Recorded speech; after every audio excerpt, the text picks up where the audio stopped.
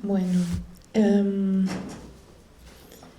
primero me gustaría contarles un poco por qué el sur. Después, si les parece,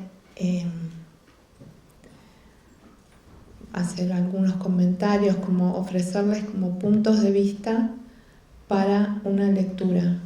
Después me gustaría leerles y que esto tenga como una dinámica de taller. Leo, ustedes escuchan y después conversamos. Porque estoy acá como lectora, no soy académica, así que desde mis 87 lecturas del sur estoy sentada acá. ¿Por qué el sur?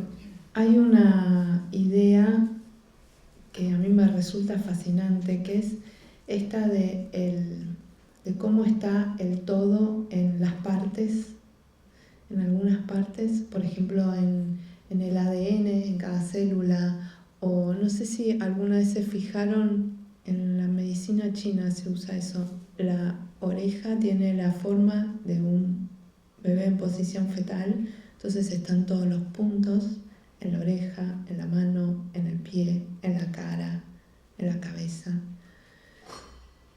Y algo así, hay alguien que le puso un nombre, Edgar Morin le puso el nombre de principio hologramático. Y eso pasa con el sur. Todo Borges está en el sur. Por eso elegí ese cuento. Esa es la parte buena. El otro lado es que hay tanto en el sur que es muy difícil abarcarlo, es muy difícil elegir por dónde abordarlo.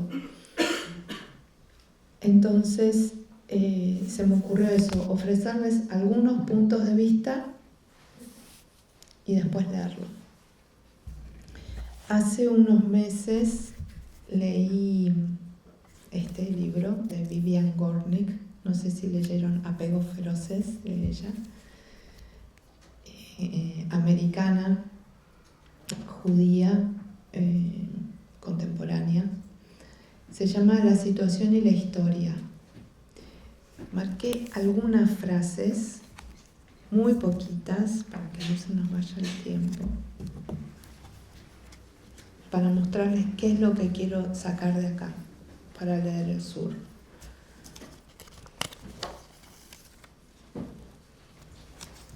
Dice, penetrar en lo conocido no es en absoluto un hecho consumado. Más bien al contrario, es una labor ardua, muy ardua. Otro.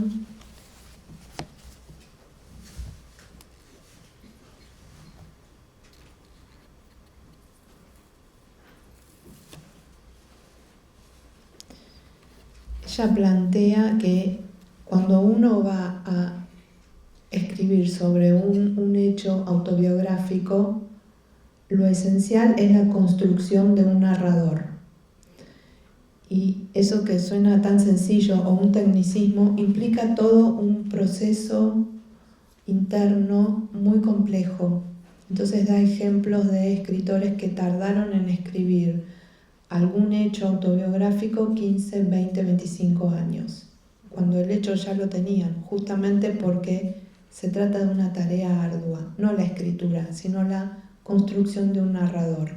Ella escribió este maravilloso libro autobiográfico, Los Apegos Feroces, y acá dice de eso, cuando construyó una narradora, dice, la devoción hacia esa narradora, ese personaje en realidad se volvió durante el tiempo que estuve escribiendo el libro algo absorbente que acabaría resultando sin parangón.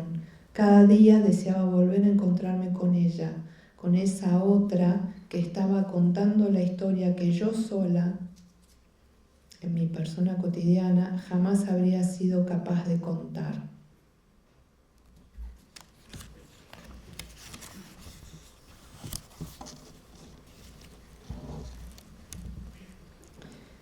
Otra, tal vez estos escritores no se conozcan a sí mismos, es decir, que no tengan más conocimiento sobre sí mismos del que podamos tener los demás. Pero en todos los casos, y esto lo que digo ahora es fundamental, saben quiénes son en el momento de escribir. Saben que están ahí para clarificar todo lo relacionado con el tema que los ocupa y cumplen con esa obligación. Bueno, básicamente la idea es esa, como narrar algo autobiográfico requiere un proceso interno muy complejo antes de hacerlo. En el año 38, antes de la Navidad, Borges, ese año había muerto el padre. Borges invitó a cenar a Susana Bombal, una hermosa escritora y traductora, ensayista chilena. Para Borges, invitar a una chica a cenar era todo un tema. La invitó a cenar en su casa con su mamá. Y el día que vino Susana Bombal, que hay un par de anécdotas muy lindas de cómo se conocieron y cómo se despidieron. Ellos eran muy amigos. No fueron novios al final, pero fueron buenos amigos. Y cuentan que estaban en una fiesta, Susana Bombal estaba tomando champán, alguien estaba bailando enloquecido, volcó el champán de Susana y como era muy hermosa, enseguida tuvo 5 pañuelos que se le ofrecían en esa época de tela. Y uno era de Georgie y fue el que ella tomó, una especie de cenicienta.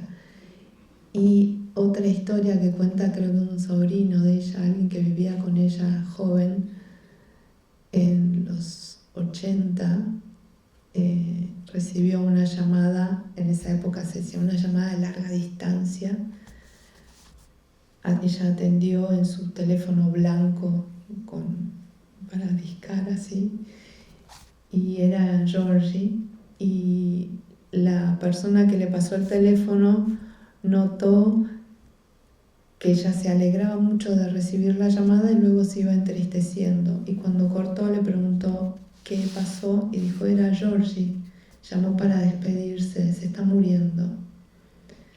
Así de amigos eran. Bueno, en el año 38, antes de la Navidad, le invita a comer y Borges está subiendo la escalera porque no andaba el ascensor, muy apresurado, habían pintado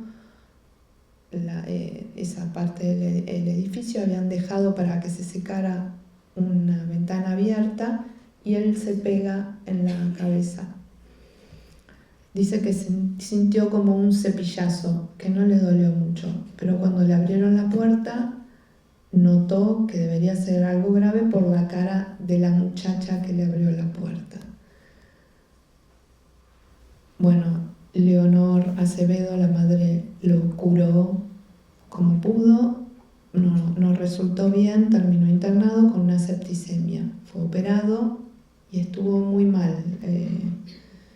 luchando por su vida. Esto fue en el año 38. En el año 53 escribió El Sur contando esto mismo. Por eso yo les quería traer esto de Vivian Gornick, de el tiempo que tardó en construir ese narrador. Porque ustedes imagínense que les pase algo y que ustedes lo escriban dentro de 15 años. Qué misterioso, ¿qué pasó en esos 15 años? Lo escribió en el 53 y lo incluyó en un libro que era del 44. O sea, él hacía siempre esos jueguitos con las fechas. Entonces es difícil saber de cuándo es el cuento en sí.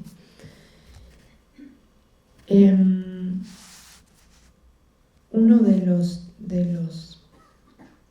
muchos motivos para que sea tan central es que el conflicto o La primera característica que salta a la vista cuando se lee a Borges es que hay dos tipos de cuentos, ¿no? Estos de los cuchilleros, los compadritos, los valientes. Y después están los de la erudición, los que ocurren en China o en Praga o más siguiendo, más del Borges que decía que el mejor libro que se había escrito era Las Mil y una Noches.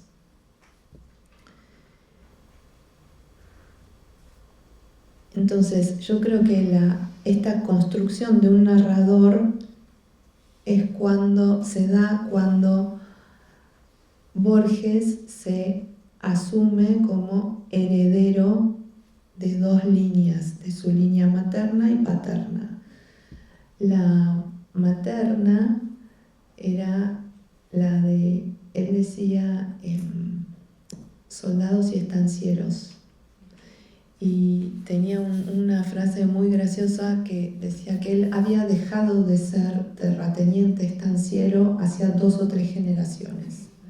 Como que en realidad él íntimamente lo seguía haciendo sin campos, como Dalman. Y por el otro lado tenía a los intelectuales, a la abuela que podía citar la Biblia de memoria.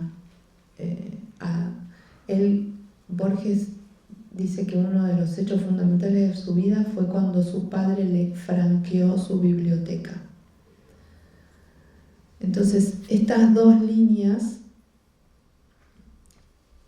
para mí son las que construyen este narrador, que puede escribir el sur, hablando justamente de, como dice en el sur, de la discordia de los dos linajes. Tan claro tenía estas dos líneas que corren paralelas que le dio a su propia escritura 2 comienzos. Él cita como sus primeros cuentos uno de la línea de los compadritos, Hombres de la Esquina Rosada o Hombres Pelearon, y como primer cuento también cita a Acercamiento al Motassim, que es de la otra línea.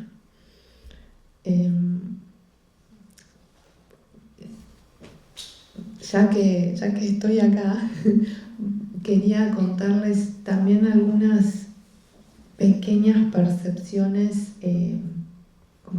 yo también tengo 2 líneas, entonces de la otra línea. Por ejemplo, el uso de la palabra discordia.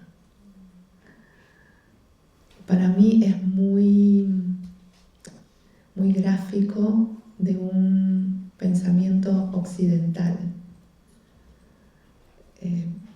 No veo por qué tiene que haber discordia. Es como si esas dos partes de Borges no pudieran convivir del todo. Por suerte, por otro lado, porque de esa tensión nace el escritor que fue.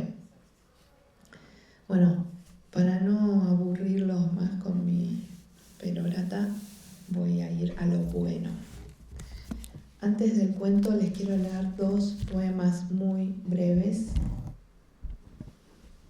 sobre los abuelos, los representantes de estas 2 líneas. Isidoro Acevedo. Es verdad que lo ignoro todo sobre él, salvo los nombres del lugar y las fechas, fraudes de la palabra. Pero con temerosa piedad he rescatado su último día, no el que los otros vieron, el suyo, y quiero distraerme de mi destino para escribirlo. Adicto al diálogo ladino del truco, alcinista y nacido del buen lado del arroyo del medio, comisario de frutos del país en el mercado antiguo del 11, comisario de la tercera, se batió cuando Buenos Aires lo quiso, en Cepeda, en Pavón y en la playa de los Corrales. Pero mi voz no debe asumir sus batallas, porque él se las llevó en un sueño final. Porque lo mismo que otros hombres escriben versos, hizo mi abuelo un sueño. Cuando una congestión pulmonar lo estaba arrasando y la inventiva fiebre le falseó la cara del día, congregó los archivos de su memoria para fraguar su sueño. Esto aconteció en una casa de la calle Serrano, en el verano ardido del 905. Soñó con 2 ejércitos que entraban en la sombra de una batalla. Enumeró los comandos, las banderas, las unidades. Ahora están parlamentando los jefes, dijo en voz que le oyeron, y quiso incorporarse para verlos. Hizo leva de pampa, vio terreno quebrado para que pudiera aferrarse a la infantería y llanura resuelta para que el tirón de la caballería fuera invencible. Hizo una leva última, congregó los miles de rostros que el hombre sabe sin saber después de los años. Caras de barba que se estarán desvaneciendo en daguerrotipos, caras que vivieron junto a la suya en el puente Alsina y Cepeda. Entró a saco en sus días, para esa visionaria patriada que necesitaba su fe, no que una flaqueza le impuso. Juntó un ejército de sombras ecuestres para que lo mataran. Así, en el dormitorio que miraba al jardín, murió en un sueño por la patria. En metáfora de viaje me dijeron su muerte, no la creí. Yo era chico, yo no sabía entonces de muerte, yo era inmortal. Yo lo busqué por muchos días, por los cuartos sin luz.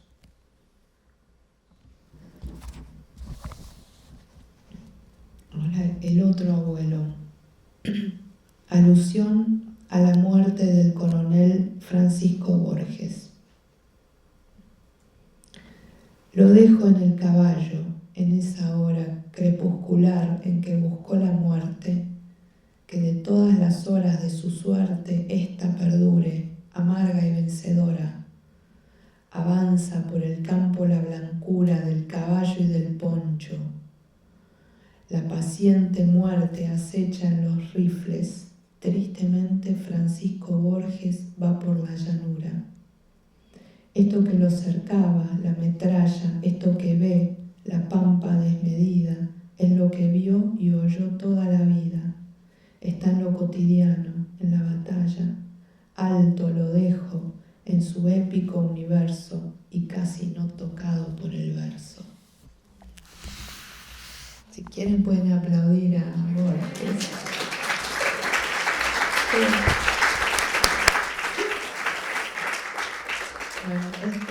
este último abuelo murió exactamente así. Había habido elecciones.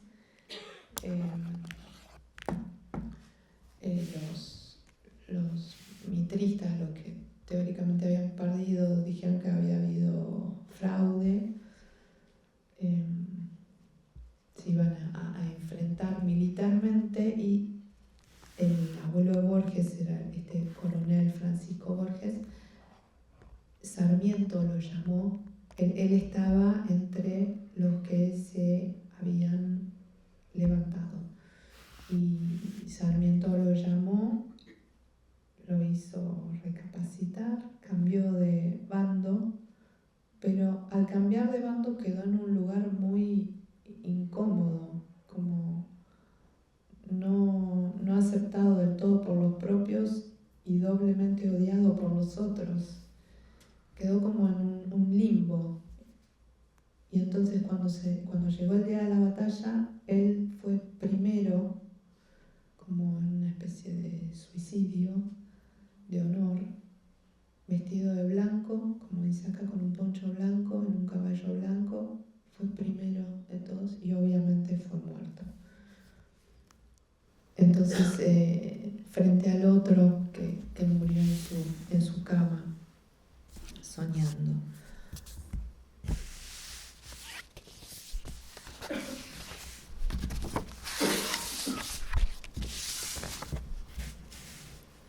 Bueno, el sur. Entonces, intenten escuchar, vamos a hacer taller, intenten escuchar el cuento desde estas dos opciones de vida de Borges, estos dos linajes, ni siquiera opciones, porque era como, tenían la fuerza, le hubiese gustado a Borges la palabra destino, ¿no? Tenían como fuerza de que había que cumplir algo ahí. Desde ahí y desde las teorías que todos conocemos del cuento, no sé si estarán familiarizados, por ejemplo, dicho por Borges mismo, él decía que en todo cuento hay dos argumentos. Uno que vagamente se explicita, se relata, que es el más superficial, y otro más profundo que queda en secreto. Dicho de otra manera también por Piglia, que en todo cuento hay dos historias, una que corre por la superficie y es la que se cuenta, la trama, y otra que va por debajo y a veces al final sale a la superficie, y es la que crea la tensión, según Piglia.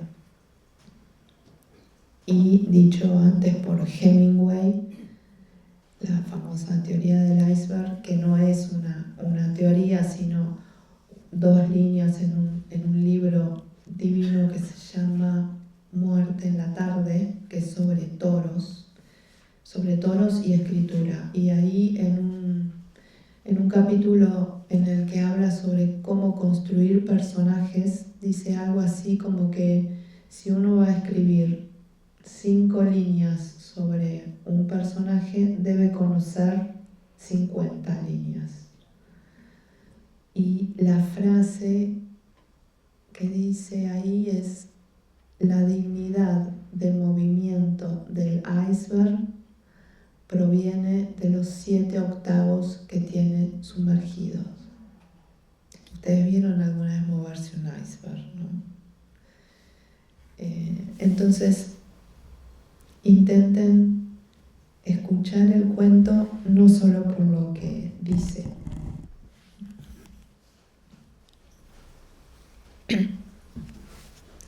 El sur.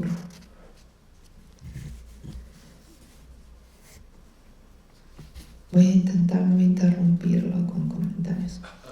El hombre que desembarcó en Buenos Aires en 1871 se llamaba Johannes Dallmann y era pastor de la iglesia evangélica.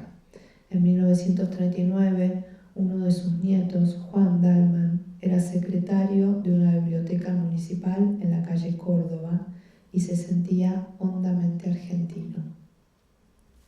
Bueno, ya sabemos, Borges fue bibliotecario. Su abuelo materno había sido aquel Francisco Flores, del 2 de Infantería de Línea, que murió en la frontera de Buenos Aires, lanceado por indios de Catriel. En la discordia de sus dos linajes, Juan Dallmann, tal vez a impulso de la sangre germánica, eligió el de ese antepasado romántico o de muerte romántica. Un estuche con el daguerrotipo de un hombre inexpresivo y barbado, una vieja espada, la dicha y el coraje de ciertas músicas, el hábito de estrofas del Martín Fierro, los años, el desgano y la soledad fomentaron ese criollismo algo voluntario, pero nunca ostentoso. A costa de algunas privaciones, Dallmann había logrado salvar el casco de una estancia en el sur, que fue de los Flores. Una de las costumbres de su memoria era la imagen de los eucaliptos balsámicos y de la larga casa rosada que alguna vez fue carmesí.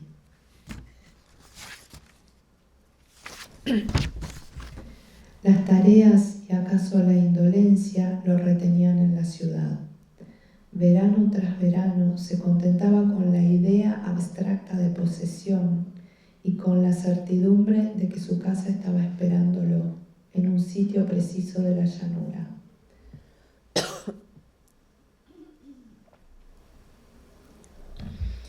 Perdón, esta idea también de la idea abstracta de posesión es tan borgiana porque no solo con respecto a su situación económica y esta idea de que él había hacía 2 o 3 generaciones que no era estanciero, sino también en lo que hablábamos antes de su vida romántica. Ahí él también se contentaba con la idea abstracta de posesión. Ciego a las culpas, el destino puede ser despiadado con las mínimas distracciones. Dalman había conseguido esa tarde un ejemplar descabalado de las 1001 noches de baile. Ávido de examinar ese hallazgo, no esperó que bajara el ascensor y subió con apuro las escaleras. Algo en la oscuridad le rozó la frente, un murciélago, un pájaro. En la cara de la mujer que le abrió la puerta vio grabado el horror, y la mano que se pasó por la frente salió roja de sangre. La arista de un batiente recién pintado que alguien se olvidó de cerrar le habría hecho esa herida. Dalman logró dormir, pero a la madrugada estaba despierto y desde aquella hora el sabor de todas las cosas fue atroz. La fiebre lo gastó y las ilustraciones de las 1001 noches sirvieron para decorar pesadillas. Amigos y parientes lo visitaban y con exagerada sonrisa le repetían que lo hallaban muy bien. Dalman los oía con una especie de débil estupor y le maravillaba que no supieran que estaba en el infierno. 8 días pasaron como 8 siglos. Una tarde, el médico habitual se presentó con un médico nuevo y lo condujeron a un sanatorio de la calle Ecuador, porque era indispensable sacarle una radiografía. Dalman, en el coche de plaza que lo llevó, coche de plaza es como un taxi, en el coche de plaza que lo llevó, pensó que en una habitación que no fuera la suya podría al fin dormir. Se sintió feliz y conversador.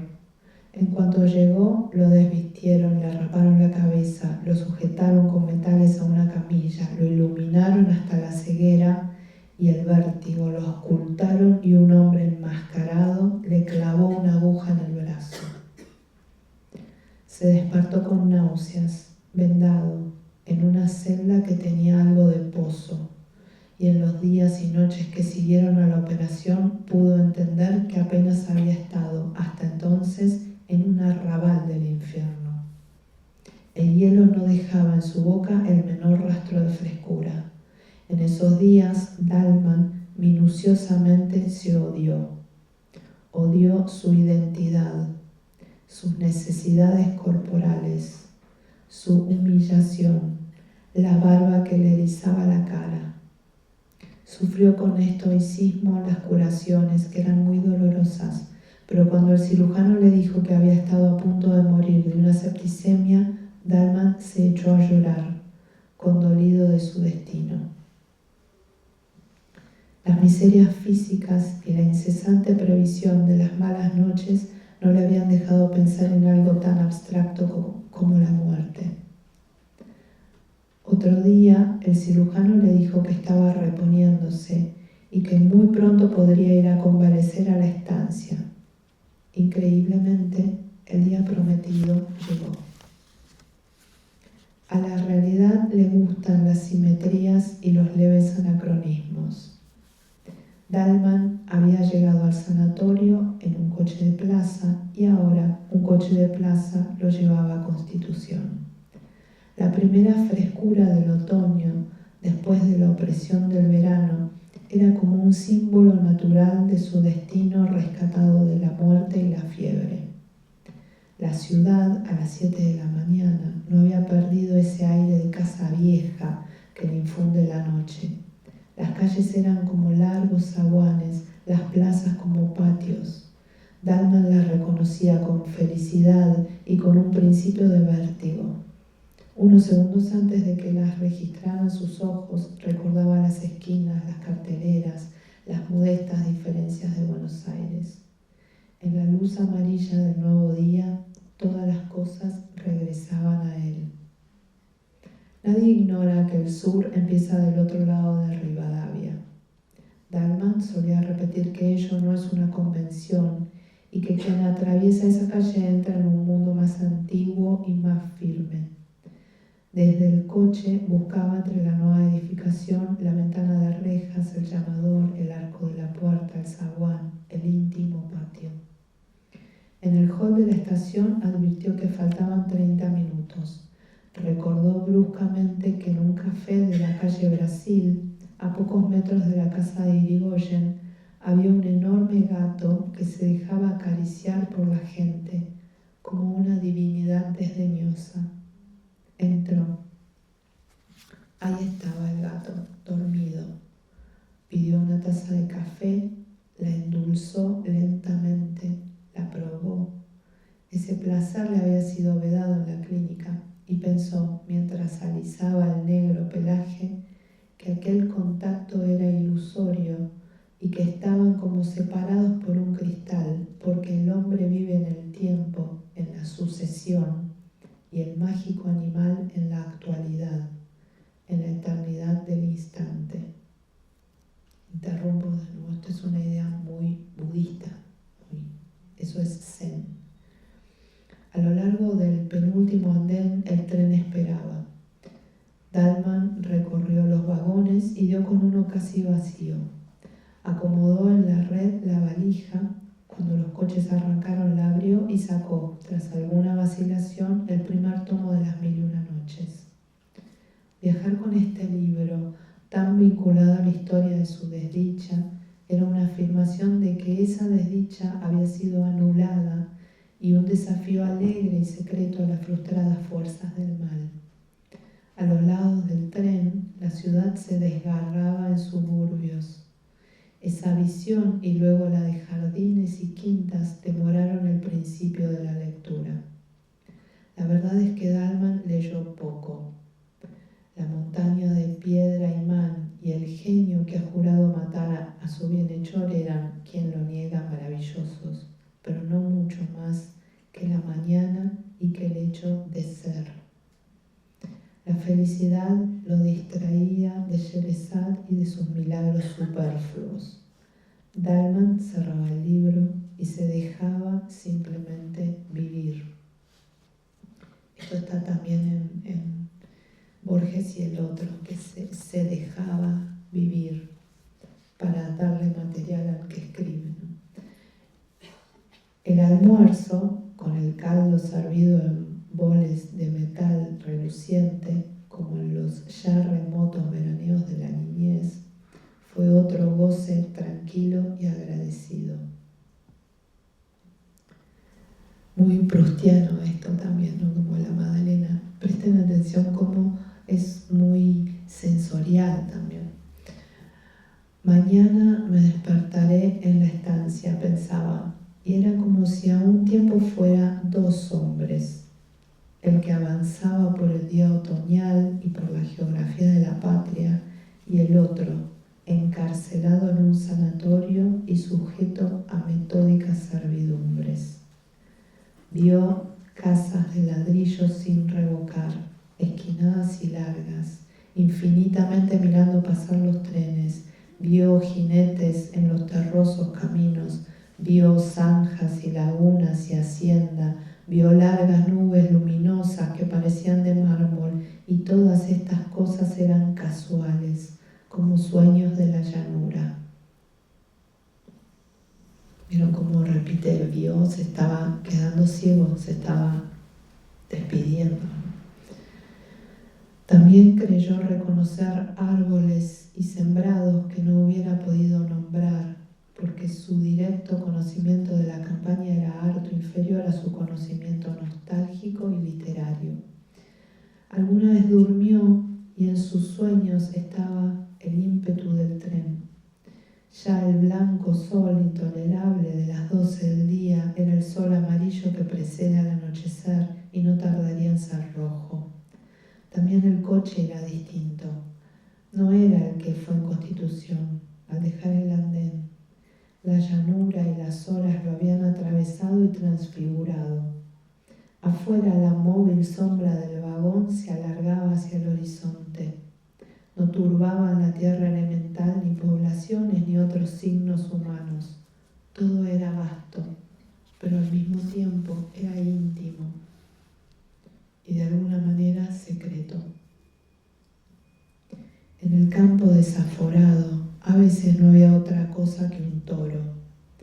La soledad era perfecta y tal vez hostil, y Dalman pudo sospechar que viajaba al pasado, y no solo al sur. De esa conjetura fantástica lo distrajo el inspector, que al ver su boleto le advirtió que el tren no lo dejaría en la estación de siempre, sino en otra, un poco anterior y apenas conocida por Dalman.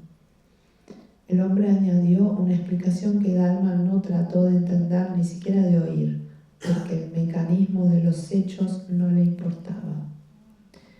El tren laboriosamente se detuvo, casi en medio del campo.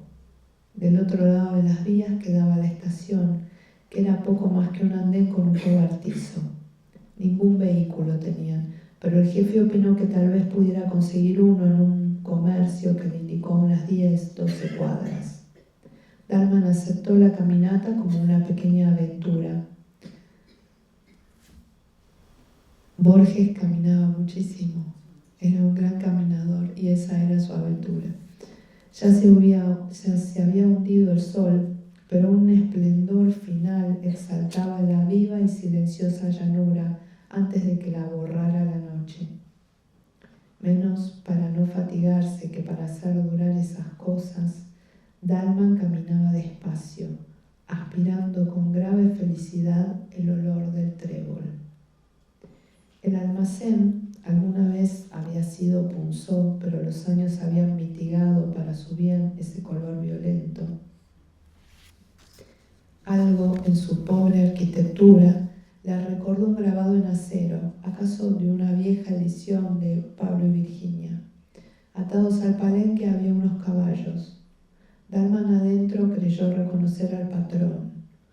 Luego comprendió que lo había engañado su parecido con uno de los empleados del sanatorio. El hombre, oído el caso, dijo que le haría atar la jardinera para agregar otro hecho a aquel día, y para llenar ese tiempo, Dalman resolvió comer en el almacén. En una mesa comían y bebían ruidosamente unos muchachones, en los que Dalman al principio no se fijó. En el suelo, apoyado en el mostrador, se acurrucaba inmóvil como una cosa, un hombre muy viejo. Los muchos años lo habían reducido y pulido, como las aguas a una piedra o las generaciones de los hombres a una sentencia. Era oscuro, chico y reseco, y estaba como fuera del tiempo, en una eternidad. Dalman registró con satisfacción la vincha, el poncho de bayeta, el largo chiripá y la bota de potro, y se dijo, rememorando inútiles discusiones con gente de los partidos del norte o con entrerrianos, que gauchos de esos ya no quedan más que en el sur.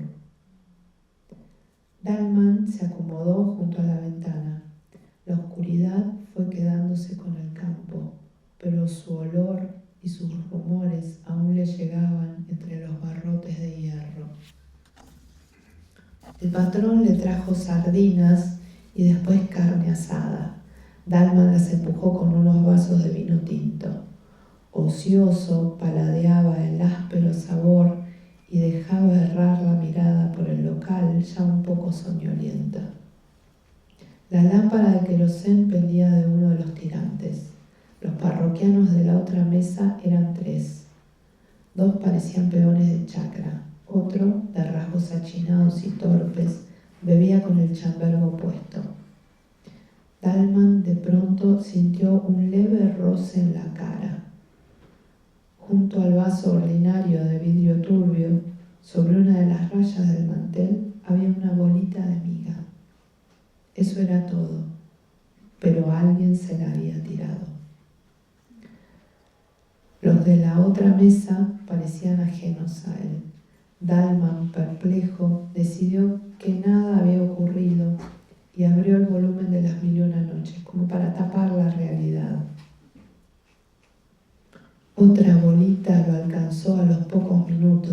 y esta vez los peones se rieron. Dalman se dijo que no estaba asustado, pero que sería un disparate que él, un convaleciente, se dejara arrastrar por desconocidos a una pelea confusa. Resolvió salir. Ya estaba de pie cuando el patrón se le acercó y lo exhortó con voz alarmada. «Señor Dalman, no les haga caso a esos mozos, que están medio alegres». Dalman no se extrañó de que el otro ahora lo conociera, pero sintió que esas palabras conciliadoras agravaban, de hecho, la situación. Antes, la provocación de los peones era a una cara accidental, casi a nadie. Ahora iba contra él y contra su nombre, y lo sabrían los vecinos. Dalman hizo a un lado al patrón, se enfrentó con los peones y les preguntó qué andaban buscando. El compadrito de la cara achinada se paró, tambaleándose. A un paso de Juan Dalman lo injurió a gritos, como si estuviera muy lejos. Jugaba a exagerar su borrachera y esa exageración era otra ferocidad y una burla. Entre malas palabras y obscenidades tiró al aire un largo cuchillo. Lo siguió con los ojos, lo barajó e invitó a Dalman a pelear. El patrón objetó con trémula voz que Dalman estaba desarmado. En ese punto algo imprevisible ocurrió. Desde un rincón, el viejo gaucho estático, en el que Dalman vio una cifra del sur que era suyo, le tiró una daga desnuda que vino a caer a sus pies. Era como si el sur hubiera resuelto que Dalman aceptara el duelo. Dalman se inclinó a recoger la daga y sintió dos cosas. La primera, que ese acto casi instintivo lo comprometía a pelear. La segunda, que el arma, en su mano torpe, no serviría para defenderlo, sino para justificar que lo mataran. Alguna vez había jugado con un puñal, como todos los hombres, pero su esgrima no pasaba de una noción de que los golpes deben ir hacia arriba y con el filo para adentro. No hubieran permitido en el sanatorio que me pasaran estas cosas, pensó. Vamos saliendo, dijo el otro. Salieron, y si en Dalman no había esperanza, tampoco había temor. Sintió, al atravesar el umbral, que morir en una pelea a cuchillo, a cielo abierto y acometiendo, hubiera sido una liberación para él, una felicidad y una fiesta en la primera noche del sanatorio, cuando le clavaron la aguja. Sintió que si él entonces hubiera podido elegir o soñar su muerte, esta es la muerte que hubiera elegido o soñado. Dalman empuña con firmeza el cuchillo, que acaso no sabrá manejar, y sale a la llanura.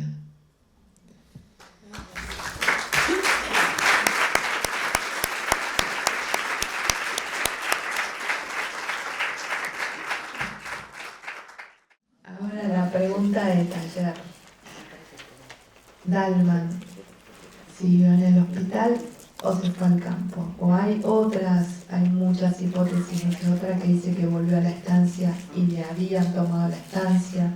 Vieron que el almacén tiene los mismos colores que la estancia. Bueno, ahora turno de ustedes. ¿Cómo lo escucharon? ¿Y alguna hipótesis? Bueno, acá siguiente, vamos a ir a preguntas. Sí, respuestas más que preguntas. Sí. Hola Alejandra, ¿cómo estás? Hola. Gracias por la lectura y por todo lo que dijiste antes. Vos dijiste que obviamente le explicaba a Borges y también decía Piglia que hay dos historias, ¿no?, que transcurren en un cuento y que a veces, y remarcaste a veces, la historia secundaria, la que está debajo, emerge. Pero acá pareciera que la historia que está debajo no emerge, porque los indicios que da Borges tanto pueden hacernos ver que sigue en la clínica o que no sigue en la clínica, o sea que no se resuelve la historia que está por debajo. Queda como ambiguo. ¿Vos cómo lo ves? Bueno, que bueno, muchas cosas. Esto que dice Piglia, de que cuando sale la historia se resuelve la tensión, fue cambiando a lo largo de la historia. En los primeros cuentos, no sé, Poe, ponele, el arquito narrativo es como muy clásico, pasa algo, conflicto y se resuelve. Pero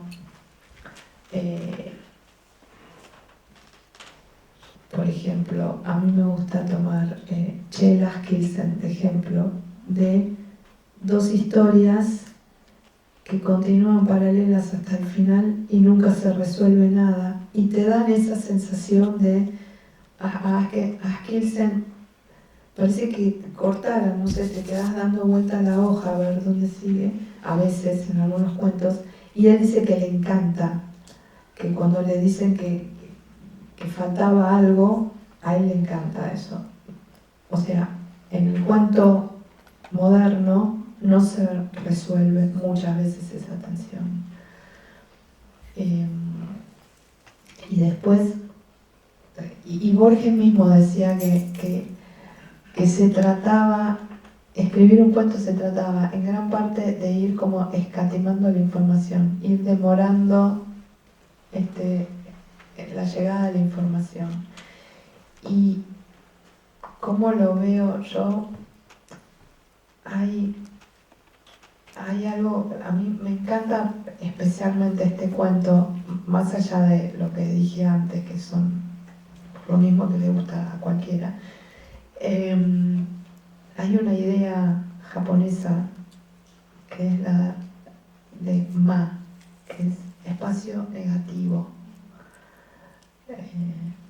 que es, por ejemplo, es el espacio que hay entre dos cosas.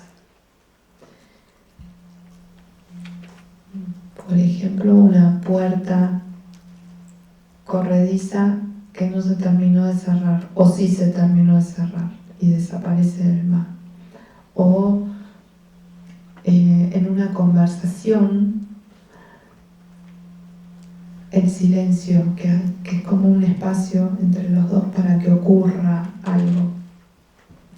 Entonces, o por ejemplo, en una reverencia de saludo, hay un espacio al final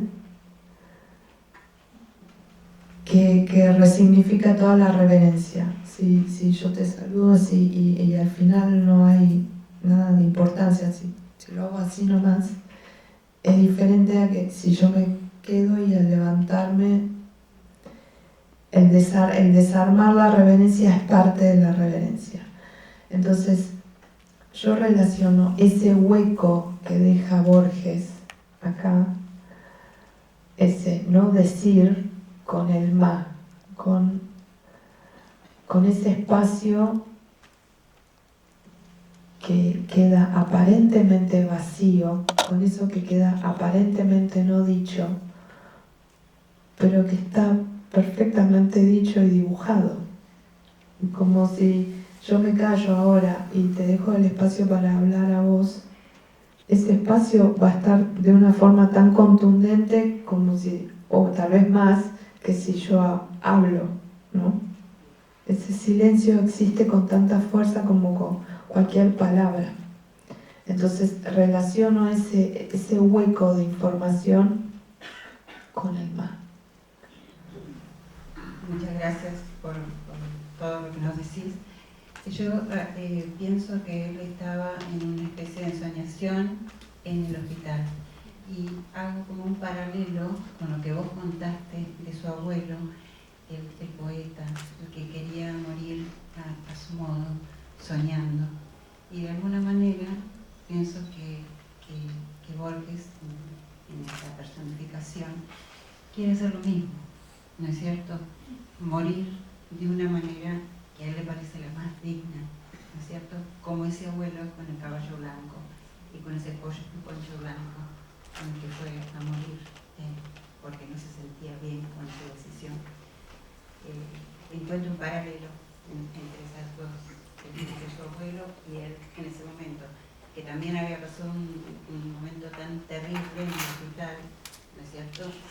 querido morir no con esa aguja que le clavaron, no con esos dolores, sino de esa manera, batiéndose a duelo como un cuchillero. Muchísimas gracias, qué bueno, buena alumna. Otra teoría. Ay, qué lujo. La señora Silvia Iparraguirre. Si quieren aplaudirse, por favor.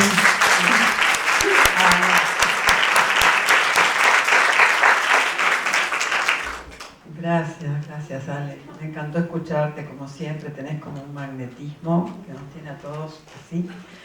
Yo pensaba recién, ahora lo pienso, siempre pensé que él dice en el prólogo que El Sur, acaso mi mejor cuento, puede ser leído de dos formas, ¿no? Y a mí me parece que el dibujo que hace el cuento es como el del infinito. Cuando vos pensás que él está en la clínica imaginando la muerte digna de coraje que él sueña, él está en el campo. Y cuando está por salir a morir, vos decís, está en la clínica. O sea, crees que está en el campo y que asume la muerte heroica porque lo han conocido y el honor implica que los Dalman, ahora que lo conocen, tiene que salir sí o sí, me vuelve otra vez a la clínica, ¿no? Es decir, nunca encuentro, y tampoco me importa, encuentro en qué lugar exacto me pone Borges, porque tiene esa ambigüedad extraordinaria. Y si me permite entonces un pequeño comentario acerca de lo que dijiste, gracias. Siempre me da, y en este cuento está de una manera tan evidente, el placer de la descripción de Borges. Yo pienso que un hombre que fue ciego a partir de sus 50 años, empezó a ver muy mal y cada vez peor hacia la ceguera, siempre pienso que la época que vio todo con un detalle tan extraordinario y que ese detalle de saber ver la realidad en un punto completamente expresivo y llevarlo a la síntesis que él hace que sus descripciones paradójicamente sean inolvidables. Me acuerdo la descripción, por ejemplo, de Funes el Memorioso, esos chicos corriendo con una carrera a caballo contra la tormenta, y acá me pasa con el tren, todas las descripciones del Vols. Esa descripción me parece extraordinaria, la descripción de la tarde, o sea, cómo alarga la sombra del vagón, sí, ¿no? Cualquiera que hemos viajado en tren, que hemos amado los trenes, sabemos de eso. Pero bueno, sí, gracias. Cómo se desgarra el paisaje. Cómo se desgarra el suburbio, sí, ¿no? Es imposible olvidarte de esa síntesis extraordinaria, de este cuento extraordinario. Bueno, pero era simplemente comentar eso que me pasa con El Sur, que lo he leído como vos tantas veces, y una cosa me remite, y las dos son extraordinarias, ¿no? Gracias. Ale. No, gracias a vos. Algo está como al revés acá, ella sentada ahí, yo acá. No, para nada, bueno. Absolutamente no. Estás exactamente donde tenés que estar. Como en el cuento.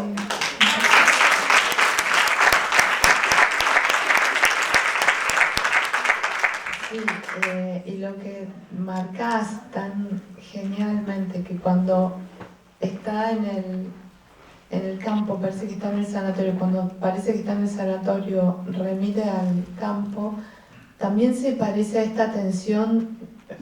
Es muy borgiano eso de estar en un lugar y querer estar en el otro. Cuando está en la biblioteca quiere estar en la vida, y cuando está en la vida dice tendría que estar leyendo, como cuando intenta leer y mira por la ventanilla, ¿no? Y dice que y llama superflua a la historia de Sherazade. Es como lo pinta tan entero a Borges, ¿no? Y como tenemos un chico, podemos compararlo con Kafka, lector, ¿no? Que era lo contrario, que se quería, como le escribió a Feliz Bauer, ¿no? Que quería estar en un subsuelo, digo yo, no sé, en un sótano encerrado, que fuera leyendo solo para leer y que le trajeran la comida y que la puerta estuviese un poco alejada porque ese iba a ser el único ejercicio que iba a hacer. Borges es lo contrario, ¿no? Es el que mira por la ventanilla y tira el libro. Y esa es creo que ahí toca Borges, una experiencia absolutamente común a todos. Creo que a todos nos ha pasado estar en un colectivo, en un bus, en un tren y querer leer y te atrapa lo que estás viendo, ¿no? A través de la ventanilla. Y es maravilloso lo que hace porque era un lector monstruoso. Sin embargo, ahí lo toma la cosa más primaria de la llanura, que lo llama, ¿no? El sur, bien llamado primario, sí.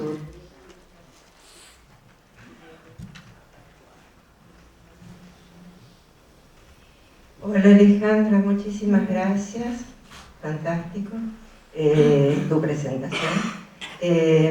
No, quería decir que me pareció súper interesante esto que acotaste del MAP, porque justamente me parece que, bueno, Borges suele estar, y en este cuento claramente, en un entre, ¿no? Que sería algo parecido, ¿no? Entre la erudición o la biblioteca y el hombre de acción, entre un viaje al pasado o al sur, entre los dos linajes, ¿no? Entonces esto del mar como un vacío que es un entre y que hace que no tenga interés, al menos para mí, decidir a dónde estaba, ¿no? Mi decisión sería no decidir. Me parece muy interesante. Muchísimas gracias. Qué bueno eso. Sí, el juego es no decidir, ¿no? Pero también es divertido decidir. Hace unos meses tenía que hacer una lectura y nos ofrecieron, podíamos leer algo ajeno. Yo leí El Sur y estaba con otro escritor conocido, con Martín Felipe Castañet. Y cuando terminé de leer me dijo: ¿sabes qué? Yo siempre creí que él se había ido al campo y ahora que lo leíste me di cuenta que se queda en el hospital. Cada lectura puede ser distinta, de hecho. Claro que sí. ¿Alguien más? A mí me recuerda el cuento de Cortázar, La noche parece. Es muy parecido, sí. No sabés si es el azteca el que sueña con un futuro donde está arriba de una moto en una gran ciudad, o si es el sujeto moderno que se retrotrae en el sueño siendo un azteca que va a ser sacrificado por el sacerdote, ¿te acordás? Sí, se suele comparar. Acá me voy a ganar un montón de enemigos, pero para mí es incomparable porque en uno sí es como alarde de técnica, ¿no? Amo Cortázar, pero el cuento en sí es como mirá cómo lo hago. Y yo acá siento que la técnica está al servicio de algo mucho más profundo, de una tensión real que había en Borges, un intento de resolver algo profundo. Sí, no, sin duda, de acuerdo con vos. Yo lo quise decir en el sentido de ese estar entre el sueño y la vigilia. Sí. ¿Qué es más real, la vigilia o el sueño? ¿Cuándo sos más vos? ¿En el sueño o en la vigilia?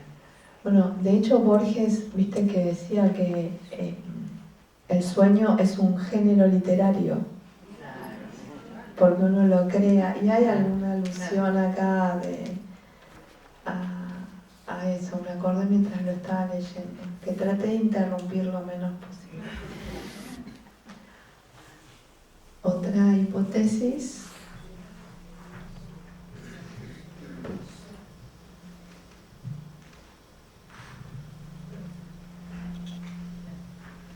Yo hipótesis no tengo, me gusta leerlo de las dos maneras y me gusta pensarlo a veces como que está todavía en la clínica y otras veces como que realmente está en el campo y tampoco sé si se muere.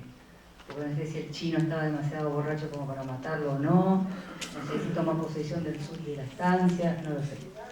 Me encanta que quede abierto así. Pero lo que me encanta, hay dos palabras que me gustan mucho de Borges, y acá las uso las dos, y uno es vasto y el otro es íntimo. Son dos palabras que me fascinan, la vastedad y la intimidad. Y la primera vez que me doy cuenta que tienen las dos en este cuento. Sí, y que las hace convivir, viste que dice que algo es vasto e íntimo. Sí, me encanta. La llanura, sí. Patio íntimo, con el íntimo cuchillo, todas esas cosas son fantásticas. Sí, y ¿saben otra cosa que me parece que pasa cuando se deja todo este espacio para el lector, este espacio de ambigüedad en el que puede entrar el lector? La lectura lo refleja aún más a uno que en un texto que está cerrado. Quiero decir, tu interpretación es muy linda, es muy, perdón, como muy cándida. Debe tener que ver con vos, como querer pensar que tal vez no se muere es muy lindo. Bueno, puede ser porque de hecho no lo dice, así que está tan abierto el cuento y yo me siento como lector que formo parte de la historia. Que todos como lectores hacemos un poco la historia. Bueno, entonces me permito pensar lo que yo digo. Sí, por eso es muy lindo. Pasa esto, como Martín Felipe Castañet, que quedó convencido de algo que no era, pero cada uno está convencido de su propia lectura. Entonces vos decís eso y a mí me da ganas de decirte, no, pero mira, acá dice que él no sabe usar el cuchillo.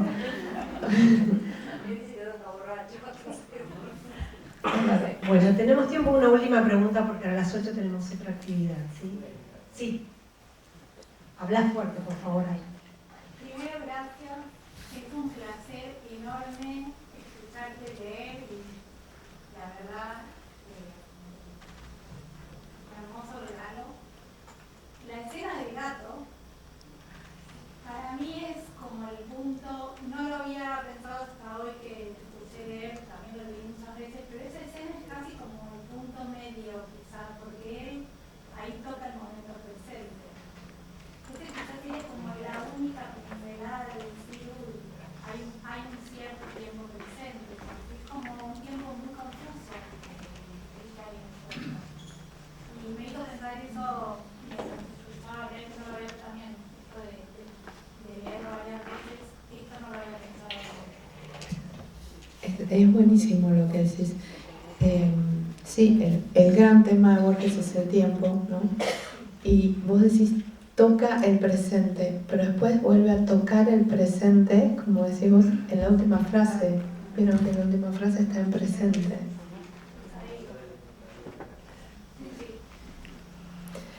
¿Hay 2 segundos o no? Entonces, para cerrar, porque para mí el combo, el sur sería los 2 poemas, el sur y el poema conjetural. Famoso comienzo, ¿no? Zumban las balas en la tarde última. Zumban las balas en la tarde última. Hay viento y hay cenizas en el viento. Se dispersan el día y la batalla, deforme, y la victoria es de los otros. Vencen los bárbaros, los gauchos vencen. Yo, que estudié las leyes y los cánones, yo, Francisco Narciso de la Prida, cuya voz declaró la independencia de estas crueles provincias, derrotado, de sangre y de sudor manchado el rostro, sin esperanza ni temor, perdido, huyo hacia el sur por arrabales últimos, como aquel capitán del purgatorio que, huyendo a pie y ensangrentando el llano, fue cegado y tumbado por la muerte, donde un oscuro río pierde el nombre. Así habré de caer. Hoy es el término. La noche lateral de los pantanos me acecha y me demora. Oigo los cascos de mi caliente muerte que me busca, con jinetes, con belfos y con lanzas. Yo, que anhelé ser otro, ser un hombre de sentencias, de libros, de dictámenes, A cielo abierto yaceré entre ciénagas, pero me endiosa el pecho inexplicable un júbilo secreto. Al fin me encuentro con mi destino sudamericano. A esta ruinosa tarde me llevaba el laberinto múltiple de pasos que mis días tejieron desde un día de la niñez. Al fin he descubierto la recóndita clave de mis años, la suerte de Francisco de la Prida, la letra que faltaba, la perfecta forma que supo Dios desde el principio. En el espejo de esta noche alcanzo mi insospechado rostro eterno. El círculo se va a cerrar, yo aguardo que así sea. Pisan mis pies la sombra de las lanzas que me buscan. Las befas de mi muerte, los jinetes, las crines, los caballos se ciernen sobre mí. Ya el primer golpe, ya el duro hierro que me raja el pecho, el íntimo cuchillo en la garganta. Muchas gracias.